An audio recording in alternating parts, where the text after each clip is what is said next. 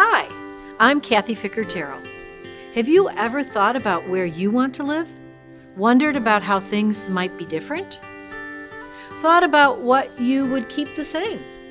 Right now, you live in a home called an intermediate care facility for people with developmental disabilities.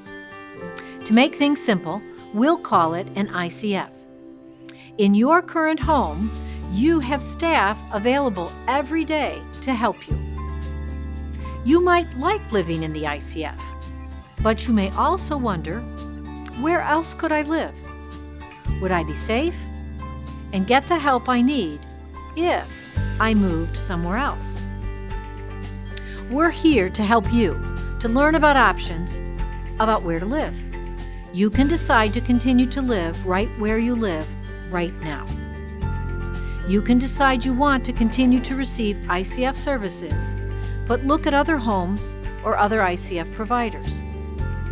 We'll also explain how the state of Illinois can help you move into another home in the community if that's what you want to choose.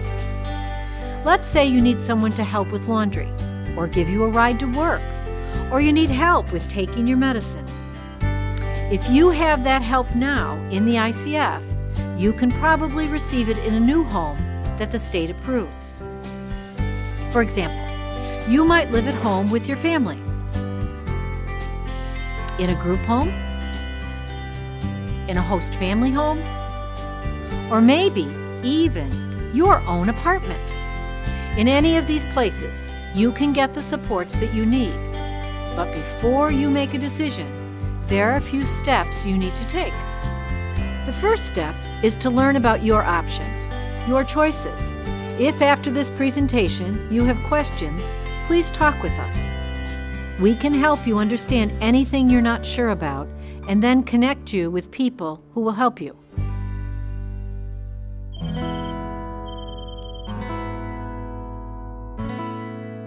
Some important people who will help you make a choice are at the Pre-Admission Screening, or PASS, agency. This agency works for the state and will make sure that you are given good, accurate information about your living options. The agency will explain how your services and supports can be provided in different settings. The person you will work with is called an Independent Service Coordinator. These coordinators are experts on all the community living options that you might be eligible for. They know about the different types of places where you could live. They will work with you and your family to make the decisions that are right for you. They will help you develop a transition plan. They can go with you to visit different types of homes, and then, if you decide to move, they can check in on you regularly to make sure you have everything that you need.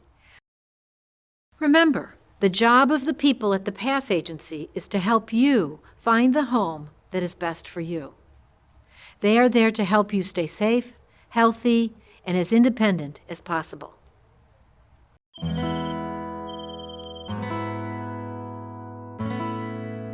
Living in an ICF, you probably already know about many of the services or help that's available to you.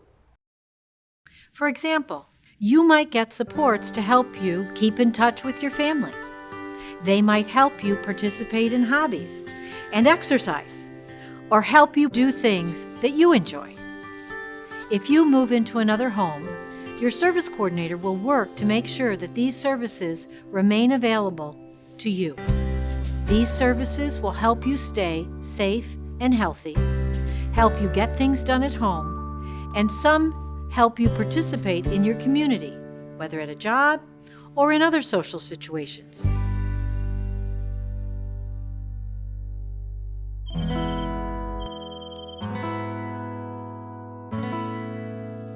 Now, let's look at your community living options. Outside of the ICF, there are two types of state-supported living options. The first is called Community Integrated Living Arrangements, or CILA, and the second is called Home-Based Support Services. The main difference between CILA and home-based services is who manages or schedules the services for you. In a CILA service, a provider manages all your supports for you. In home-based services, you choose and schedule your services and supports. In both Scylla and home-based services, your service coordinator will make sure that all the supports you are using work for you. Your supports are described in a service plan.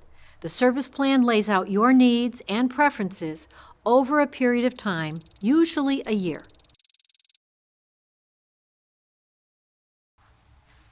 Let's take a look at the Scylla option. There are 4 different services: group homes, host family homes, intermittent services, and family home services.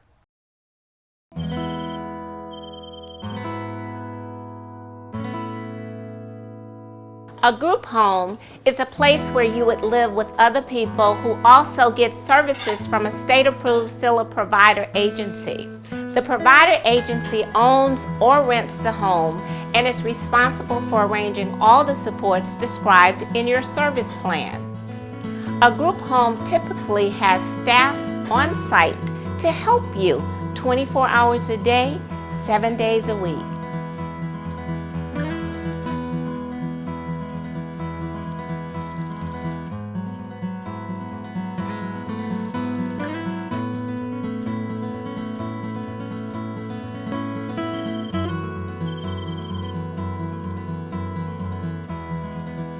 Another Scylla option is the host home. Here, you would live with a family, but not your own. This family is not related to you, but they provide supports to you in their home. With help from a state-licensed Scylla agency, the host family arranges all the supports described in your service plan. The Scylla agency pays the host family to make sure you have all that you need.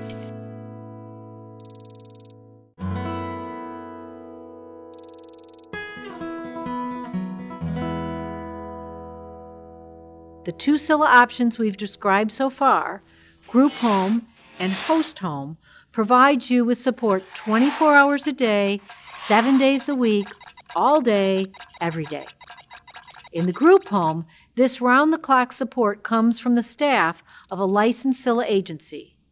In the host home, the support comes from a family that you live with. There are 2 more Scylla options that do not provide round-the-clock support. One is called intermittent services.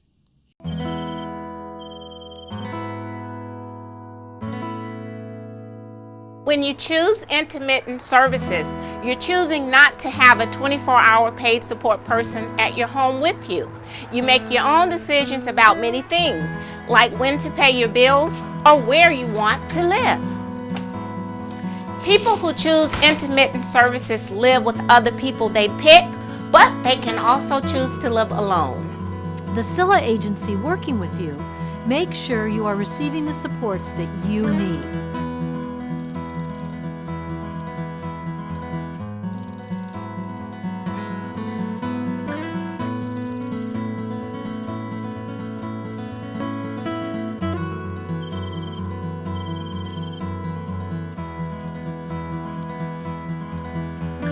If you and your family would like to live together, another Scylla option is a family home arrangement. Here, you live with your family, and the Scylla agency manages all the services described in your service plan. The agency works closely with you and your family to make sure that everything is working well.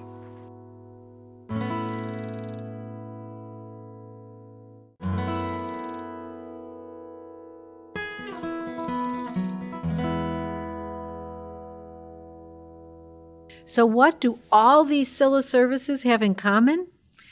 They all require that your services are overseen by a licensed Scylla agency. All of these state licensed agencies are trained to provide you the resources you need for a safe and satisfying life. You can also choose not to have a Scylla agency manage your services.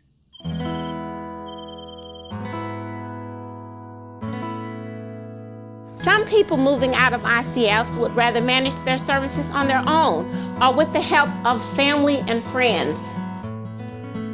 They may use other services and supports available in the community too, to make sure their needs are met. When you make this choice, you're using what is called home-based support services. When you choose home-based services, your independent service coordinator and a person called a service facilitator help you write down a service plan. And you choose the paid and unpaid assistance that you need.